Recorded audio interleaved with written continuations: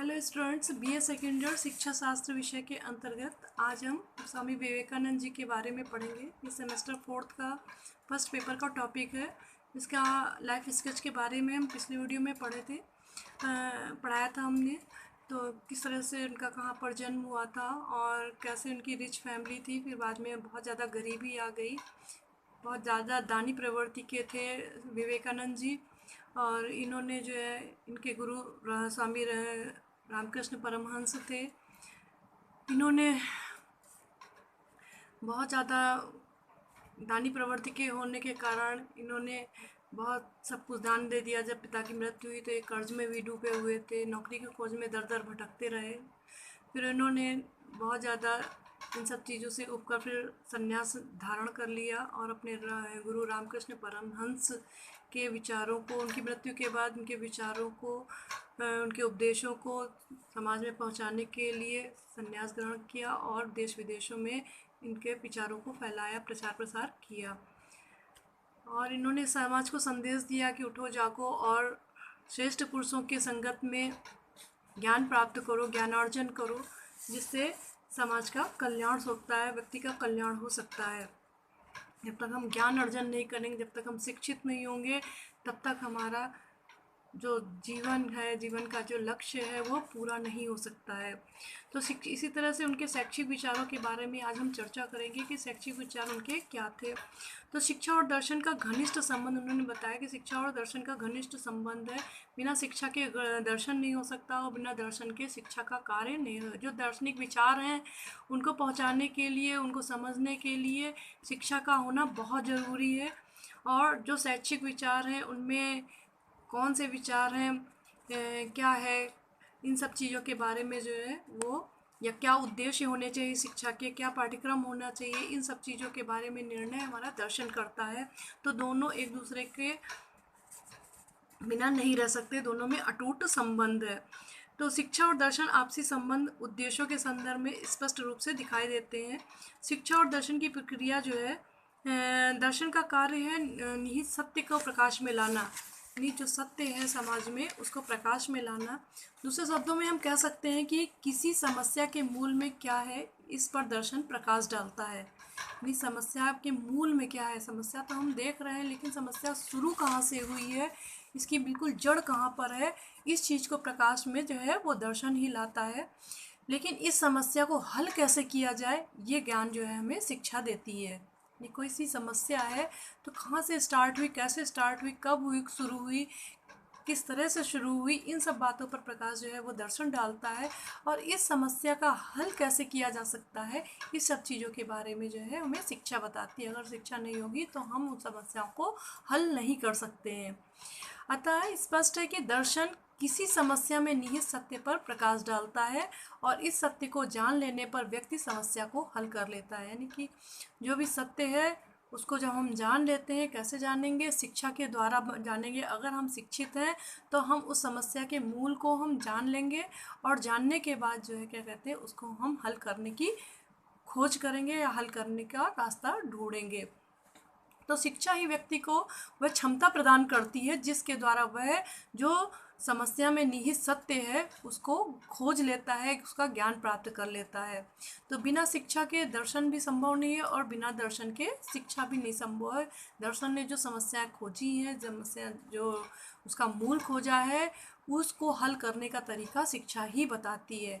अगर हम किसी व्यक्ति का कोई भी दर्शन हो सकता है, या हम किसी अनपढ़ व्यक्ति को ले लेते हैं, तो अनपढ़ व्यक्ति जो अनपढ़ आदमी है, उसका भी एक अपना जीवन दर्शन हो सकता है। लेकिन उसका उस दर्शन का आधार क्या है, उसका जो दर्शन है, उसकी जो फिलॉसफी है, उसका उद्देश्य क्या है, इन सब बातों को, एक उद्देश्य बना रहता है, एक उसकी जो है फिलॉसफी है, अपना जो भी उसका आधार है वो उसका अपना ही रह जाता अगर वो शिक्षित नहीं है। अगर अनपढ़ व्यक्ति का ये चीज़ है तो उसके आधार को कौन बताएगा, उसके उद्देश्यों को कौन बताएगा। तो इसका जो उद्देश्य है, जो आधार है, वो उसी के अंदर रह जाएगा, वो बाहर नहीं निकल पाएगा अगर वो शिक्षित नहीं होगा। तो एक शिक्षित व्यक्ति ही अपने उद्देश्य क्या है, उसकी फिलॉसफी क्या है, उसका आधार क्या है, उन सब चीज़ों के बारे में बता सकता है और उसके साधनों को ढूंढ सकता है। तो इस तरह से हम कह सकते हैं कि दर्शन जो है वो साध्य है और शिक्षा जो है वो साधन है। तो बिना दर्शन के जो है शिक्षा नहीं हो सकती और शिक्षा के बिना दर्शन नहीं हो सकता है। तो शिक्षा में हमें क्या बदलाव करने हैं, कहाँ अभी तक शिक्षा कैसी चल रही है, इसमें क्या चेंजेस लाने हैं, क्यों लाना है, किस तरह से हो सकता है, इन सब चीज़ों के बारे में दर्शन बताता है। और दर्शन शिक्षा जो है किस तरह से इन समस्याओं को हल करना है ये हमें बताती है। तो इस तरह से दर्शन और शिक्षा के का घनिष्ठ संबंध है। अब हम शिक्षा के स्वरूप के बारे में जान लेते हैं कि विवेकानंद जी ने शिक्षा के स्वरूप के बारे में क्या कहा है। तो इस शिक्षा के स्वरूप के अंतर्गत बहुत सारे उन पॉइंट्स हैं, बहुत सारे सब पॉइंट्स भी हैं। तो सबसे पहले हम देखते हैं शिक्षा के उद्देश्य, फिर पाठ्यक्रम है, फिर शिक्षण विधि है, इन सब चीज़ों के बारे में चर्चा करेंगे। तो सबसे पहले हम लेते हैं शिक्षा का उद्देश्य। विवेकानंद जी के अनुसार शिक्षा का उद्देश्य क्या है? सबसे पहला उद्देश्य है अंतर्निहित पूर्णता की अभिव्यक्ति। अंतर्निहित पूर्णता क्या होती है? मनुष्य कोई भी ज्ञान होता है वो मनुष्य में पहले से ही निहित होता है, यानी जन्म से ही जो है क्या कहते हैं, कोई भी ज्ञान मनुष्य, विवेकानंद जी कह रहे हैं कि मनुष्य के अंदर जो है कोई भी ज्ञान वो निहित होता है, वह बाहर से नहीं आता है। मनुष्य ज्ञान में है, आवश्यकता उस ज्ञान को जागृत करने की होती है। सभी प्रकार का लौकिक और आध्यात्मिक ज्ञान मानव मस्तिष्क में अंतर्निहित होता है। अंतर्निहित मतलब मनुष्य को जन्मजात मिला होता है, उसके अंदर होता है, बस उसका विकास करना शिक्षा का उद्देश्य है। यानी कि जब मनुष्य बच्चे का जन्म होता है तो उसके अंदर सारा लौकिक और आध्यात्मिक ज्ञान जो है वो विद्यमान रहता है। समय के अनुसार धीरे धीरे जैसे जैसे वो डेवलप करता है, उसका जो ज्ञान है वो मैच्योर होता जाता है, परिपक्व होता चला जाता है। लेकिन जब तक शिक्षा नहीं होगी तब तक वो मैच्योर भी नहीं होगा, परिपक्व नहीं होगा, क्योंकि उसे पढ़ना लिखना नहीं आएगा, उसे ज्ञान नहीं प्राप्त होगा कि किस तरह से उसको हम उजागर करें। तो शिक्षा का काम यही होता है कि जो अंतर्निहित उसकी शक्तियाँ हैं, जो उसके अंदर विद्यमान जन्मजाति शक्तियाँ हैं, जो ज्ञान है, जो आध्यात्मिक ज्ञान है, उसको बाहर निकालें, ये शिक्षा का उद्देश्य होना चाहिए। तो हर व्यक्ति के अंदर कुछ ना कुछ अंतर्निहित गुण होते हैं, अंतर्निहित शक्तियाँ होती हैं। विवेकानंद जी के अनुसार उनको विकसित करना, उनको निकालना शिक्षा का ही का उद्देश्य होना चाहिए।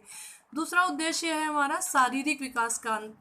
तो शारीरिक विकास के अंतर्गत उन्होंने कहा है कि छात्रों एवं भावी नागरिकों को स्वस्थ एवं प्रसन्न मन से वो देखना चाहते थे।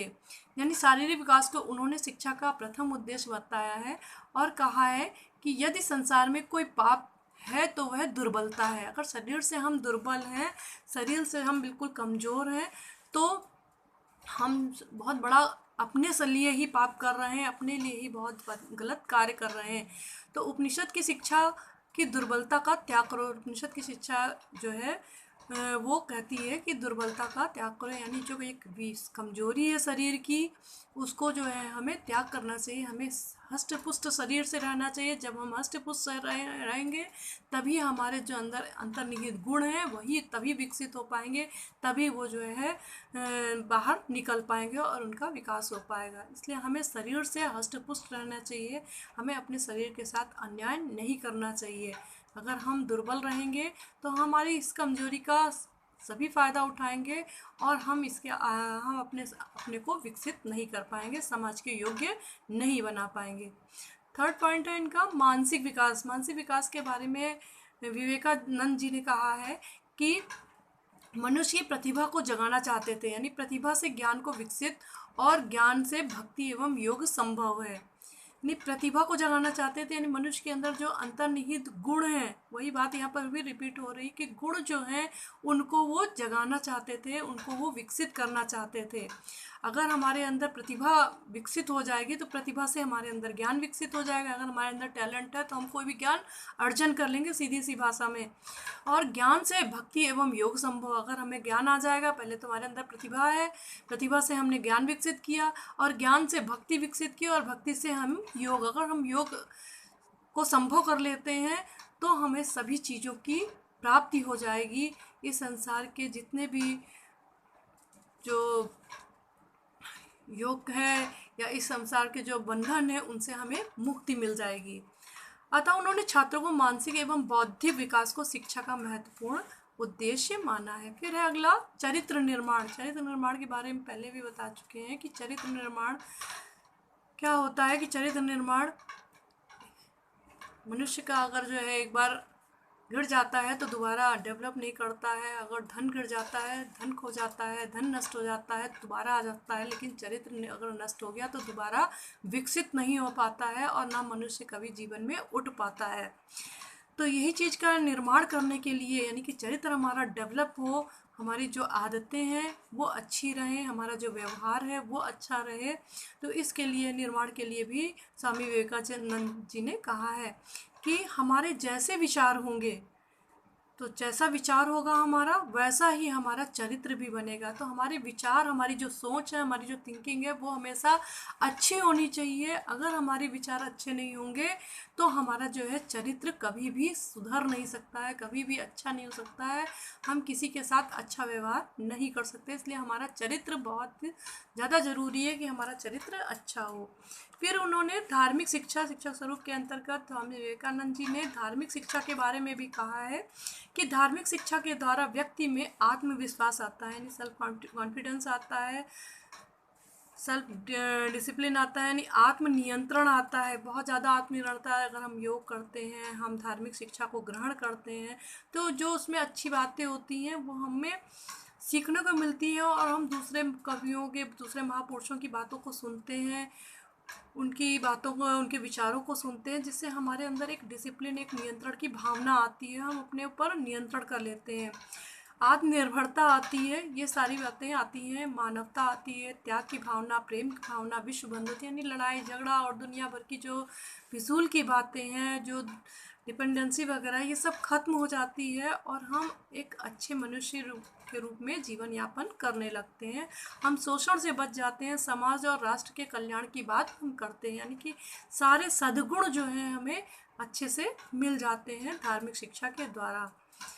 अगर हम अच्छे से धार्मिक शिक्षा ग्रहण कर रहे हैं और हमें अब जो बताने वाला है वो अच्छा है, गुरु हमें मिला है, तो हमें जो है हमारा अच्छे से डेवलपमेंट वो करता है। फिर है जीविकोपार्जन की शिक्षा। सब कुछ भी सही है, अर्निंग भी ज़रूरी है जीवन के लिए। जब तक हम जीविकोपार्जन नहीं करेंगे तब तक भी हमें कुछ जीवन में कर नहीं सकते हैं। तो शारीरिक विकास भी अच्छा है, मानसिक विकास भी सही है, चरित्र निर्माण भी होना चाहिए, धार्मिक शिक्षा, लेकिन इन सब के साथ बहुत ज़रूरी है कि जीविकोपार्जन किया। जीविकोपार्जन मतलब जीविका जीने का ऐसा साधन,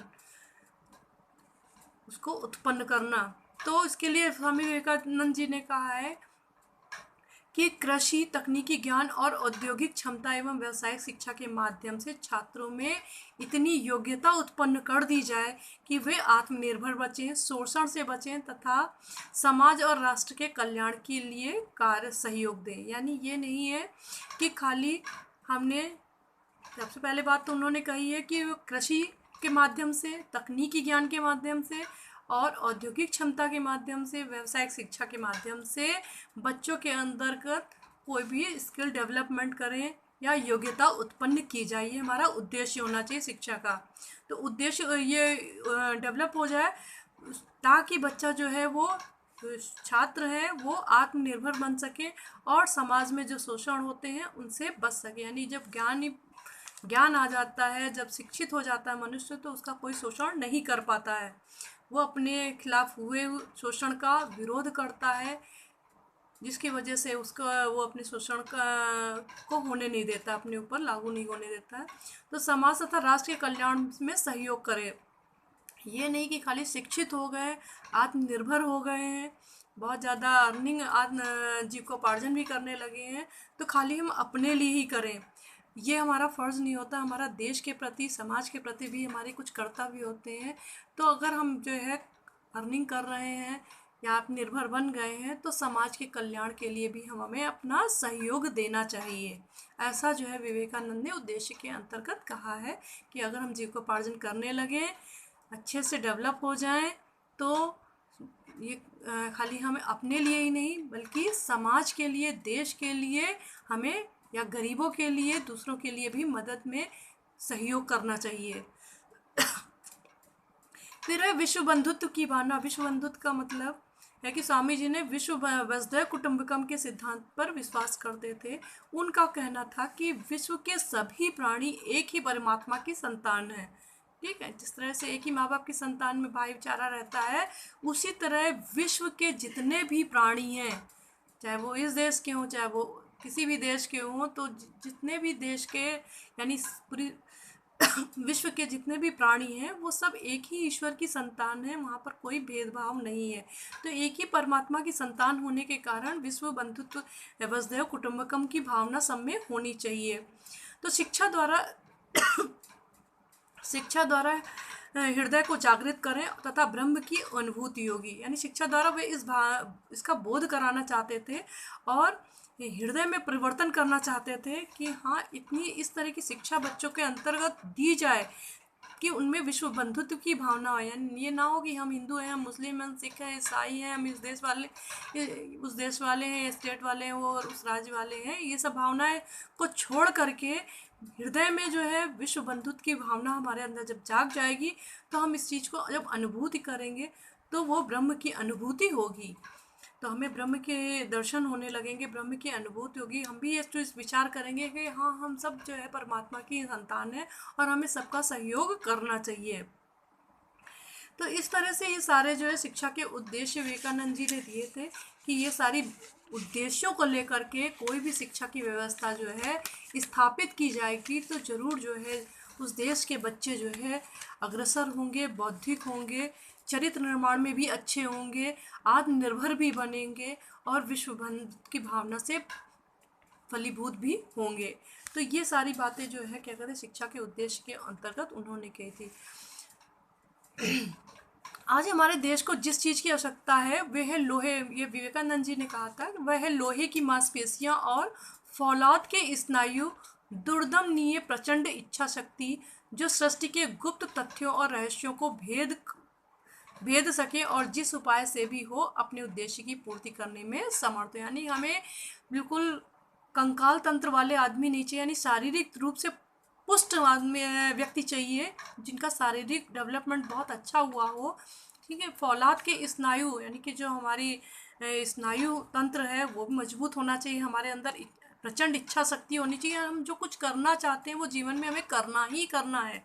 ये नहीं कि आज सोच लिया कल छोड़ दिया, दूसरा सोच लिया, ये चीज़ नहीं। जिस चीज़ के बारे में हम निर्णय लें उसमें जो है क्या कहते हैं कभी भी इधर उधर नहीं होना चाहिए। हमें बिल्कुल मजबूत दृढ़ इच्छा शक्ति के साथ अपने कार्यों को अंजाम देना चाहिए।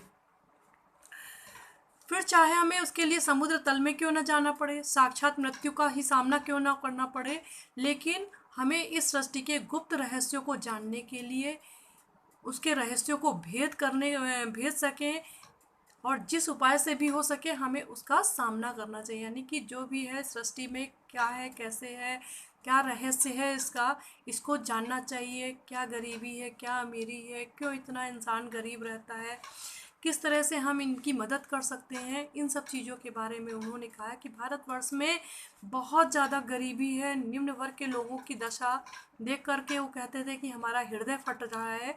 वे दिन पर दिन नीचे गिरते चले जा रहे हैं और एक तरफ अमीर है कि अमीर होते चले जा रहे हैं। बहुत ज़्यादा उनके शिक्षित भी हो चुके हैं, आत्मनिर्भर भी हो चुके हैं, फिर भी हमें और भी देखकर कष्ट होता है कि वो गरीबों की मदद नहीं करना चाहते हैं, वो उनको उठाना नहीं चाहते हैं। शायद गरीब वर्ग ये भी भूल जाता है कि हम भी उन्हीं की तरह एक मनुष्य हैं। इस चीज़ को भी जो है क्या कहते हैं, तो हम विवेकानंद जी ऐसे लोगों को जो आत्मनिर्भर बन चुके हैं और काफ़ी धनवान भी हैं और समाज में इस तरह के वर्ग का सहयोग नहीं करते हैं, उनको उठाने की कोशिश नहीं करते हैं, तो ऐसे लोगों को उन्होंने देशद्रोही कहा है कि मैं ऐसे मनुष्यों को देशद्रोही हैं। ऐसे मनुष्य जो मदद नहीं करते हैं, जो भूखे लोगों को भोजन नहीं कराते हैं, उनको मैं देशद्रोही मानता हूँ। जो उनके वैसे शिक्षित हुआ है और अब उनकी ओर तनिक भी ध्यान नहीं देता है, यानी उन्हीं के मेहनत से जो है क्या कहते हैं सब कुछ निर्माण हुआ है और उन्हीं के निर्माणों से जो है क्या कहते हैं शिक्षा की व्यवस्था दुरुस्त हुई है और उससे तुमने शिक्षा ग्रहण की है और आत्मनिर्भर बने हो और अब उन्हीं के लिए तुम्हें वह करने में जो है क्या कहते हैं तुम ध्यान नहीं दे रहे हो, वह नहीं कर रहे हो उनके लिए, तो बहुत ही ज़्यादा ये शर्म की बात है, बहुत ही ज़्यादा गलत काम है। तो ऐसे मनुष्यों को वो देशद्रोही कहते हैं। तो इस तरह से स्वामी विवेकानंद जी के शैक्षिक विचार थे।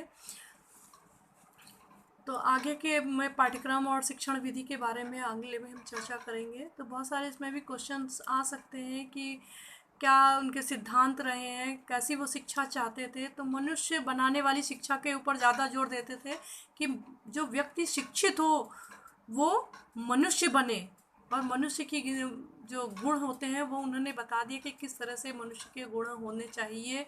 अच्छा इंसान बनना चाहिए, दूसरों की मदद करने वाला होना चाहिए, अध्यात्म की तरफ होना चाहिए, उसका झुकाव धार्मिक धर्म की तरफ होना चाहिए, लौकिक और परलौकिक संसार में रहने योग्य उसकी शिक्षा होनी चाहिए। तो इस तरह के जो गुण उन्होंने बताए हैं, यानी संसार में जो क्या रहस्य है उसका खोज करें, उसको डेवलप करने की बात है, बहुत सारे गुण उन्होंने बताए हैं। तो ये सारी चीज़ें उसके अंदर विकसित होनी चाहिए। धन्यवाद।